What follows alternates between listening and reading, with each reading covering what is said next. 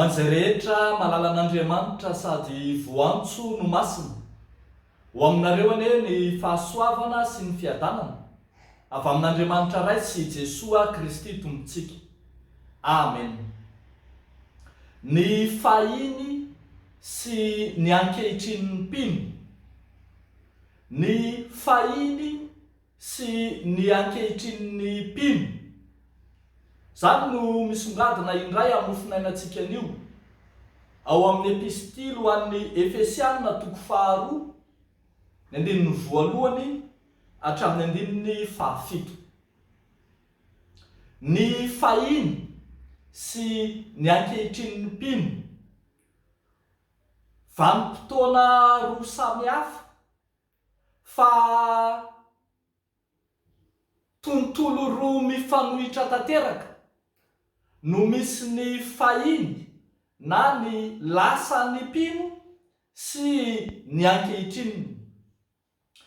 Fahiny dia ambaran'ny Paoly Apôstôly ho an'ny fiangonana tany Efesosy fa nisy izay nivelomany amin'ny matin'ny jentilisa azy, misy izay nahazatra sy niainana.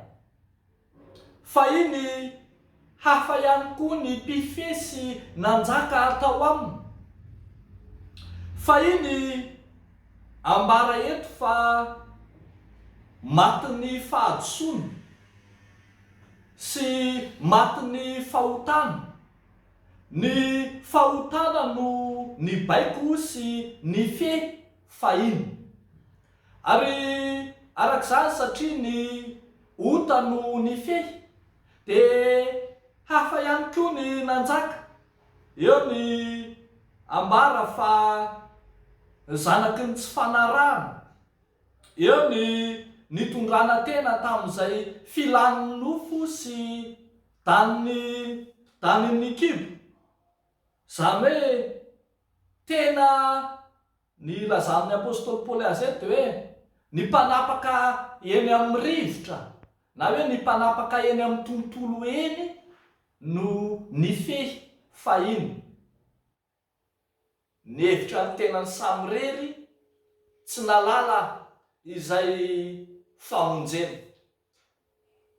Fa rehefa tonga ao amin'ny Kristy kosa ny mino dia miova tanteraka ny fiainana.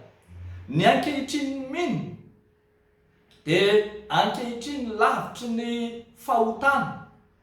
Ny ankehitrinin'ny mino dia miova mpitondra, miova mpanapaka, miova mpanjaka, ka tsy ilay fanapahana teny amin'ny rivotra intsony no manjaka azy ankehitriny, fa ilay Kristy zanak'Andriamanitra, Andriamanitra mihitsy azy. Io Kristy zanak'Andriamanitra io dia mitana ny fahavelomana mandrakizay. Ao aminy no iainan'ny mino rehetra sy ahaveloman'ny mino rehetra, ary izy rahateo no manapaka hatrany an-danitra sy ety an-tany. Raha dia niaina tahaka ny tao amin'ny fahafatesana azy ny mino fahiny, rehefa tonga ao amin'ny ankehitrinin'ny kosa izy ka nifanena tamin'ilay Kristy zanak'Andriamanitra, dia miaraka atsangany indray, atsangany hitafy tena sy fanahy vaovao izay tsy voakasiky ilay fahalotona fahiny intsony. Eto ry havako malala dia ambarany Apôstôly manokana fa ilay fitiavana lehibe tao amin'ny Kristy no nahafahany manangana indray izay maty tamin'ny fahadisoana, izay maty tamin'ny fahotana, izay niainan'ny fahininy ka tonga miatrika ny ankehitrininy. Io fitiavan'ny Kristy izay tsy tarefy, tsy hay faritana, tsy hay refesina, manan-karena amin'ny famindram-po lehibe loatra, io no nanadiovana ny mino rehetra ka namafatanteraka ny lasany sy ny fahin'ny rehetra ka mampiditra azy amin'ny sata vaovao, tontolo vaovao miaraka amin'Andriamanitra, miaraka amin'ny Kristy lay fahavelomana. Riavako malala ao amin'ny tompo, raha izany zany no lesona omeny apôstôly Paoly antsika dia mazava zany fa tsy mitaky fiovana vanim-potoana fotsiny ny mino ka hoe hiala tany amin'ny lasa ho any amin'ny ankehitriny, fa mitaky fiovam-po sy fanoloran-tena velona hiala amin'ny mahampanompo ny ota azy ka miditra amin'ny tontolo ny fanompona an'Andriamanitra velona.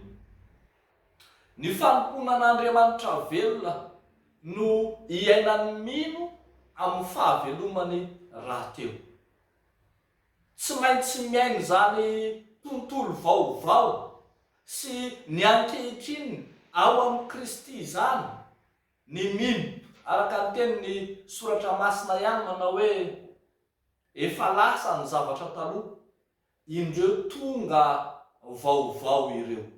Io fiainana vaovao amin'ilay tontolo vaovao sy vanim-potoana vaovao miaraka amin'ny Kristy velona, zany no andraisan'ny mino rehetra ny famonjena ao amin'Andriamanitra.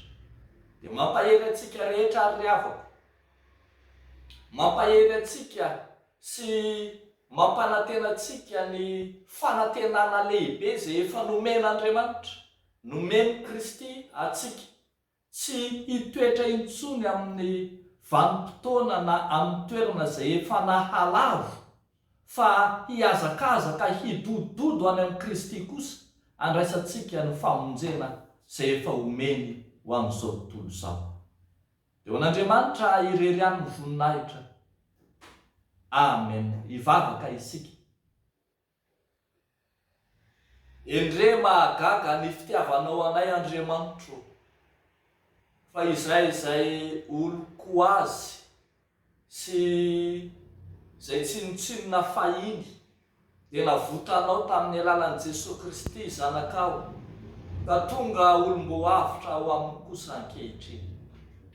Misaotra anao zay Tompo fa tsy hainay refesina, tsy hainay sandaina ny halehiben'ny ny fahasoavanao, koa ankehitriny dia ny angatahanay aminao, dia ny hitoeranay amin'izany sata vaovao nomenao anay izany mba ho voatahiry mandrakariva amin'ny fahatsaranao ka hiaina amin'ny tontolo vaovao efa nomaninao Andriamanitra ho anay.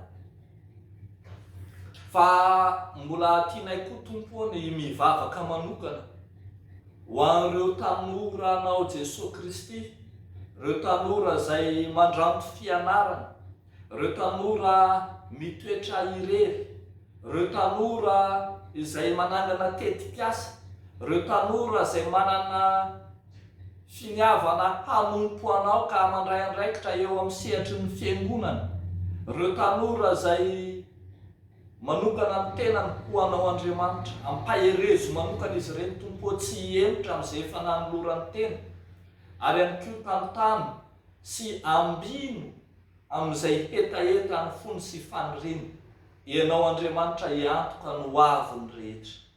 Dia amin'ny anaranao Jesosy Kristy mahavonjy nanaovanay izany mivavaka izany.